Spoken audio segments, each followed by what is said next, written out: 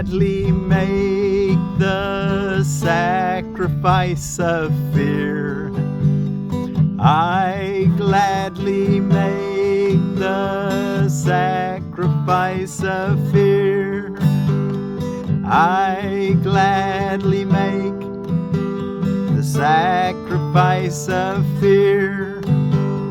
Here is the only sacrifice you ask of your beloved Son. You ask Him to give up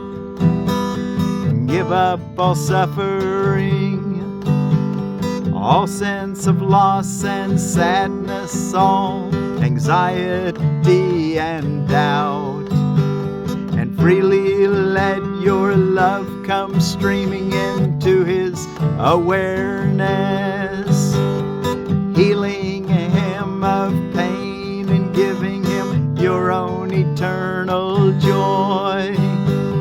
Such is the sacrifice you ask of me, and one I gladly make, one I gladly make.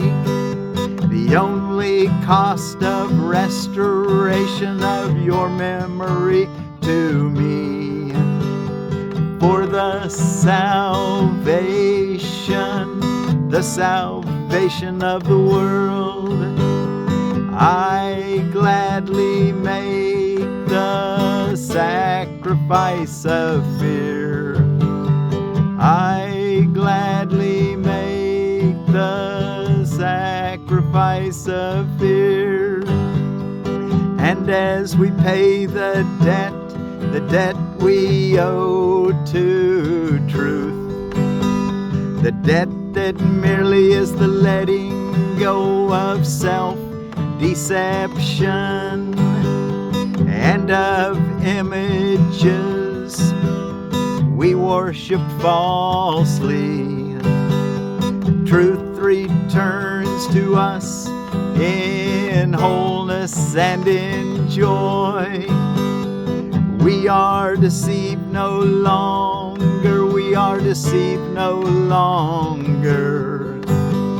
Love has now returned to our awareness, and we are at peace again, we are at peace again. For fear has gone and only love remains.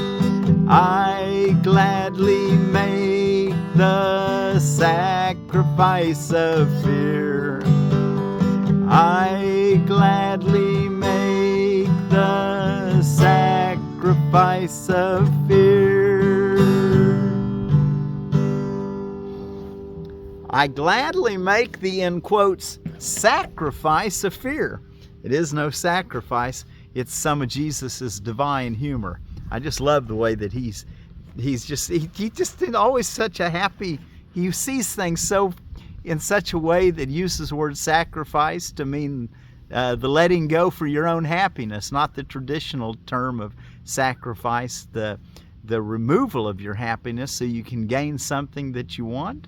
He says, let's sacrifice fear so that love can come streaming back into our awareness.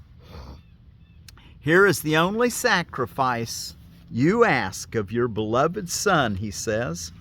Let's just go through it. And I'm Miracle Willie, forgiveness teacher from the Ozarks, or Forgiveness Willie. I am having an identity crisis, I guess, because I don't know who I am. I don't know who to call myself. I know I just want to share forgiveness. It's the only thing I want to do. And I see that's the foundation or the seed that brings forth the miracle.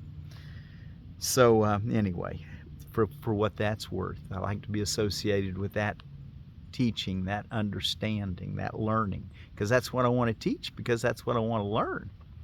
I gladly make the sacrifice of fear. We're reading from the Foundation for Inner Peace version of A Course in Miracles today, here on Monday, November the 18th of 2024. I gladly make the sacrifice of fear. Here is the only sacrifice you ask of your beloved Son.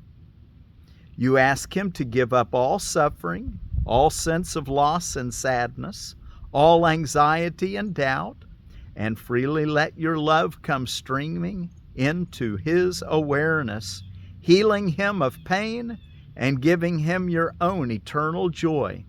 Such is the, in quotes, sacrifice you ask of me, and one I gladly make.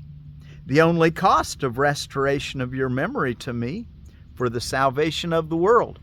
And this cost, this giving up of fear, in order to give something up, first you have to recognize that you're holding it, and then you can let it go. And that's what, when you get upset, stop and ask yourself, okay, what is the fear that's underlying this loss of joy? How did truth get pushed aside, and with it joy, with it peace? Ask yourself that. Be still and quiet. Ask the Holy Spirit for the miracle, a new perception that'll come to you as you practice forgiveness. Let go of the fear. Sacrifice the fear, as he says it. And as we pay the debt we owe to truth, a debt that merely is the letting go of self-deception. Letting go of self-deception and of images we worshipped falsely, truth returns to us in wholeness and in joy. We are deceived no longer. Love has now returned to our awareness, and we are at peace again, for fear has gone, and only love remains. What is creation? Our associated reading for these 10 lessons. Back page. Creation is the sum of all God's thoughts, in number infinite, and everywhere without all limits. Only love creates, and only like itself. There was no time when all that it created was not there, nor will there be a time when anything that it created suffers any loss. Forever and forever are God's thoughts exactly as they were and as they are, unchanged through time and after time is done. God's thoughts are given all the power that their own Creator has, for He would add to love by its extension. Thus His Son shares in creation and must therefore share in power to create. What God has willed to be forever one will still be one when time is over, and will not be changed throughout the course of time, remaining as it was before the thought of time began. Creation is the opposite of all illusions, for creation is the truth. Creation is the Holy Son of God, for in creation is His will complete in every aspect, making every part container of the whole. Its oneness is forever guaranteed and inviolate, forever held within His holy will, beyond all possibility of harm, of separation, imperfection, and of any spot upon its sinlessness. We are creation, we the sons of God. We seem to be discreet and unaware of our eternal unity with Him, yet back of all our doubts, past all our fears, there still is certainty, for love remains with all its thoughts, its sureness being theirs. God's memory is in our holy minds, which know their oneness and their unity with their Creator. Let our function be only to let this memory return, only to let God's will be done on earth, only to be restored to sanity, and to be but as God created us.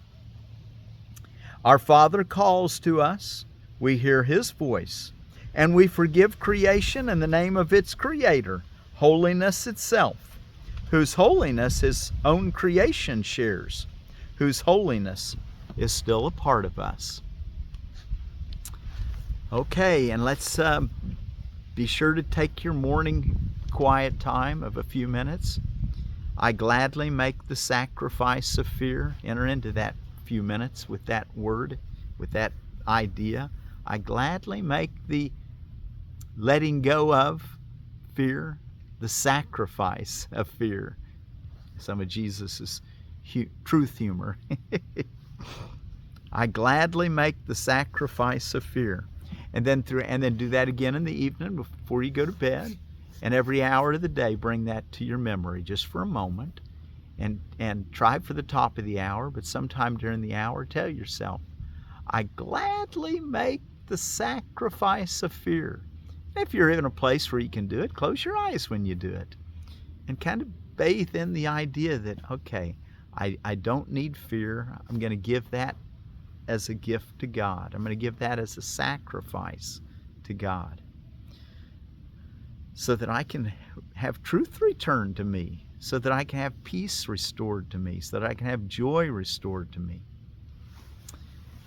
And then give God thanks during those hourly pauses and ask Him for direction, what to do for that hour. Okay, let's go look in our Manual for Teachers reading. Can God be reached directly?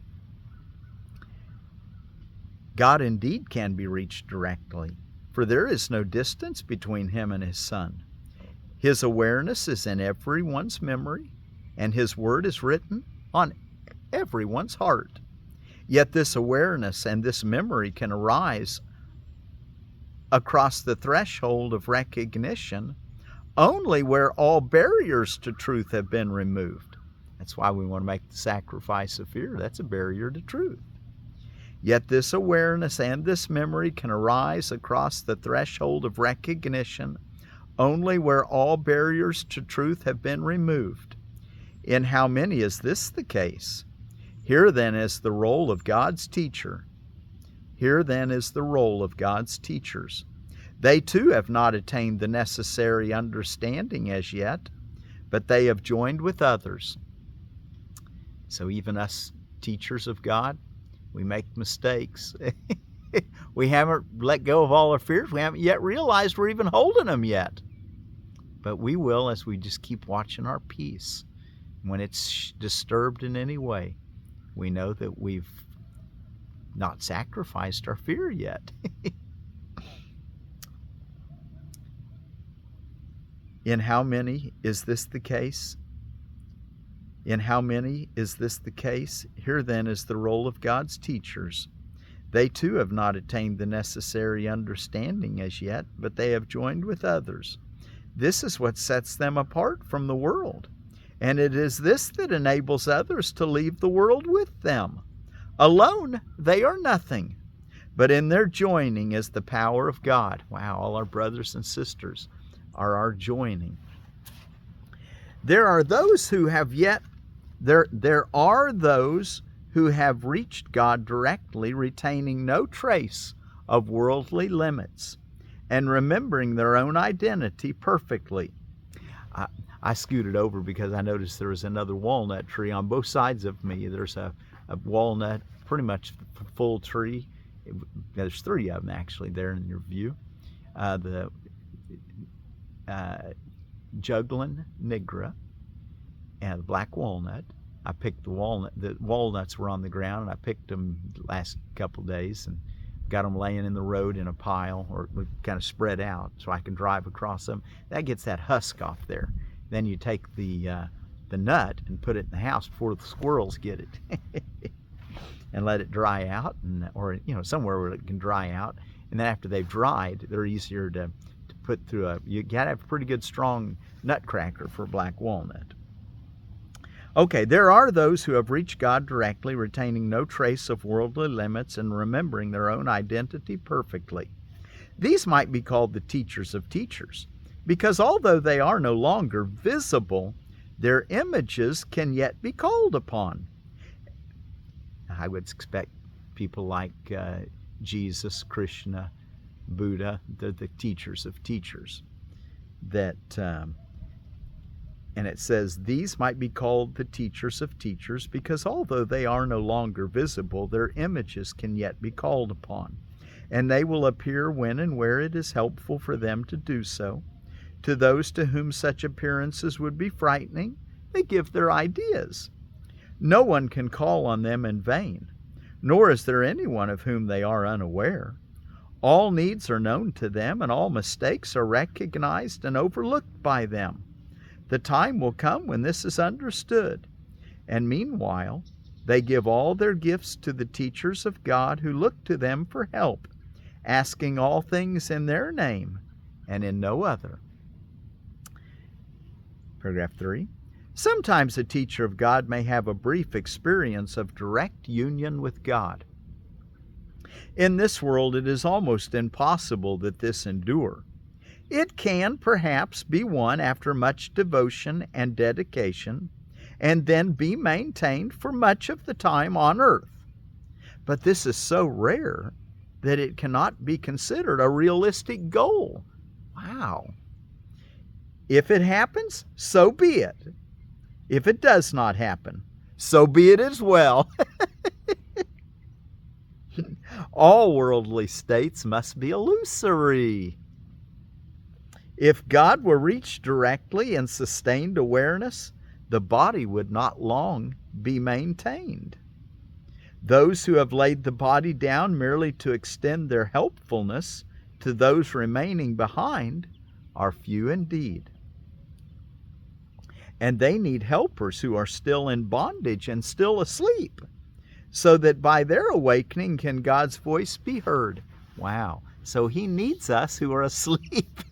All the teachers of teachers need us teachers that are still kind of asleep, so that we can, as we're waking up, we demonstrate to our brothers and sisters what awakening is all about, what peace is all about, what being peaceful, what being joyful, but what sacrificing fear is all about, what forgiveness is all about. Isn't that interesting? He says that they won't come to you directly if it were to increase your fear.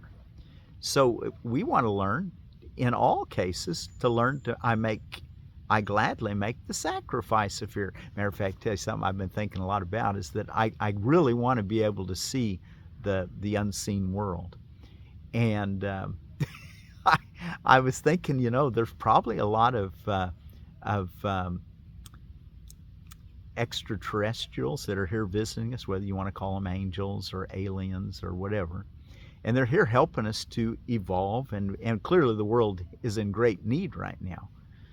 And I always want to be able to see them. And sometimes I think to myself, maybe the reason I'm not seeing them is because it's scare me pretty much if I did see them. I saw a guy on an Ancient Alien episode the other day that said that he saw this spaceship and he went and got his gun and shot it.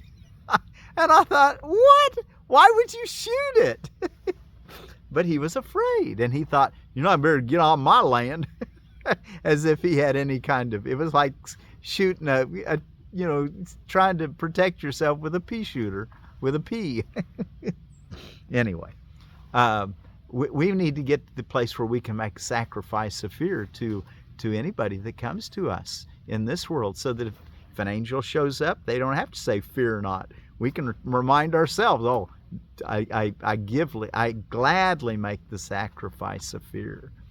And if you see something that you would have made you afraid in the past, you can go, well, I'm going to be peaceful now. I'm going to let God, I know God's my very present help in every moment. So I'll let him be a protector now, and finds out that he was the one that sent the teacher of teachers to you.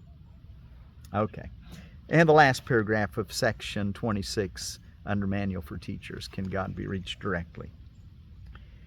That last sentence in paragraph 3, they need helpers who are still in bondage and still asleep, so that by their awakening can God's voice be heard.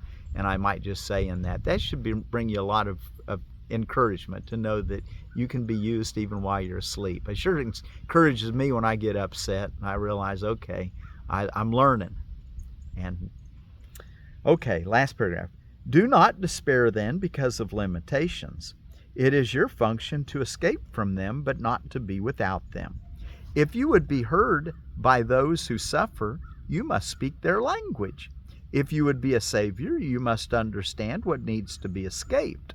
Salvation is not theoretical. Behold the problem, ask for the answer, and then accept it when it comes. Nor will its coming be long delayed. And that's sweet. All the help you can accept will be provided, and not one need you have will not be met. Let us not then be too concerned with goals for which you are not ready. God takes you where you are and welcomes you. What more could you desire when this is all you need? God accepts you where you are and welcomes you. God takes you where you are and welcomes you. Take heart. God takes you where you are and welcomes you. Okay, let's see, what is our word for peace today in the Mandinka people of Guinea-Bissau? It's Kayiroo. So Kayiroo be with you is our word for peace. Kayiroo. And let's see, Europe, out of holidays and observances, I found that it's European Antibiotic Awareness Day, Mickey Mouse Day, Married to a Scorpio Support Day. Whoever you're married to or in relationship with, you always want to ask God for your support so that you can see them the way that God sees them. Perfect, his dearly beloved child. Apple Cider Day. So, this is the time of year, actually, where people be making apple cider. You get a lot of apples on your tree, and you let them ferment a little bit, and it kind of happens automatically, and squeeze the juice, and you have apple cider. Apple cider, the Malus Domestica Day. Princess Day, for all you princesses that are in this world and have a job to do. Princes and princesses have a job to do. The Prince of Peace and the Princesses of Peace. Okay, and this is the Vichyssoise Day. It's it usually served cold, but it's a potato, leek, and cream soup. Push button phone day. We've come a little ways in the last few years in technology. The push button phone day. I remember when it used to still be a rotary dial. Occult day. Of course, the metaphysical understanding day is what I like to think of. Anyway, occult, things that are kind of hard to understand, things that are on the world beyond the physical. We can begin to start seeing those things. Maybe some teachers of teachers will come to you and share some truths in their full array, because you're not afraid any longer. And William Tell Day. He was a Swiss character. He basically was a man of freedom. And then let's see, in Seed Savers Exchange, we've got the Feaster Family Heirloom. What is it? A mustard. It's a Brassica juncea. This heirloom variety has been stewarded and preserved by members of the Feaster family of rural Shiloh, Florida, Marion County, since the Civil War. This green-leafed mustard is mild and slightly sweet when cooked, and was donated to Seed Savers Exchange by Jerome Feaster in 2014, bearing long, broad, smooth, upright leaves with a toothed margin. These plants reach 20 to 25 inches tall and 16 to 18 inches wide. So that's your Feaster Family Heirloom Mustard. And I've got another near-death experience I wanted to tell you about. I watch quite a few. I try to watch one or two a day. And ones that I think are really worthwhile, I like to pass on to you all. They're all worthwhile. But what I don't want to do is encourage you to watch something that might cause you to remember they're still dreams. This world's a dream. So you've kind of got to look at it from that perspective. But I liked this Phillip Siracusa. He died in 1981 when he was 14. He's 58 or 60 now. I died at the dentist, came back with this urgent message, near-death experience. And his urgent message was, enjoy life. You're a creator, you make your world. So anyway, I gladly make the sacrifice of fear. Here, let me get this so that I don't have to stop in the middle of my song to adjust my paper. Okay, I gladly make the sacrifice fear.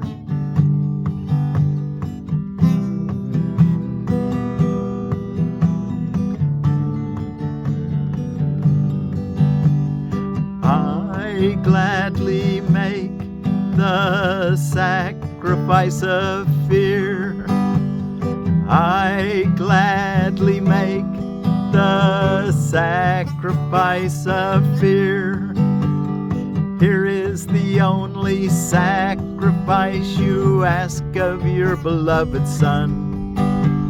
You ask Him to give up all suffering, all sense of loss and sadness, all anxiety and doubt, and freely let your love come streaming into His awareness, healing him of pain and giving him your own eternal joy.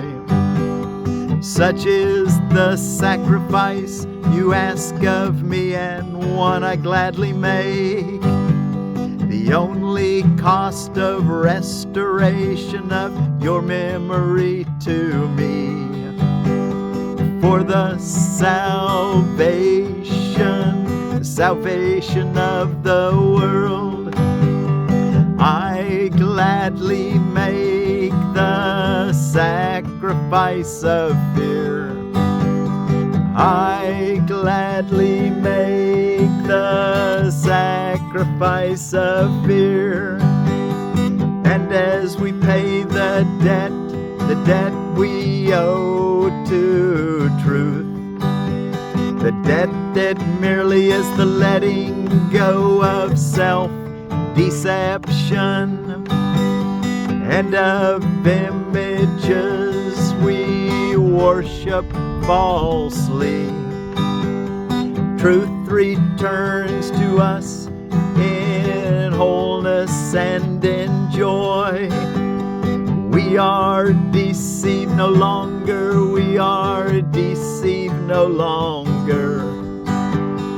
Love has now returned to our awareness, and we are at peace again, and we are at peace again.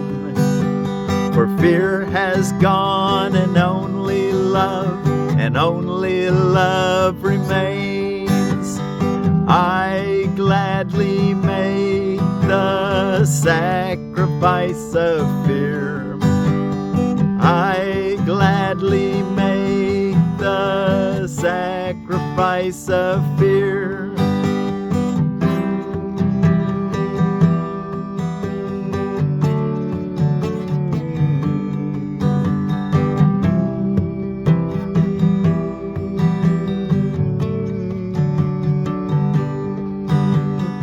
I gladly make the sacrifice of fear.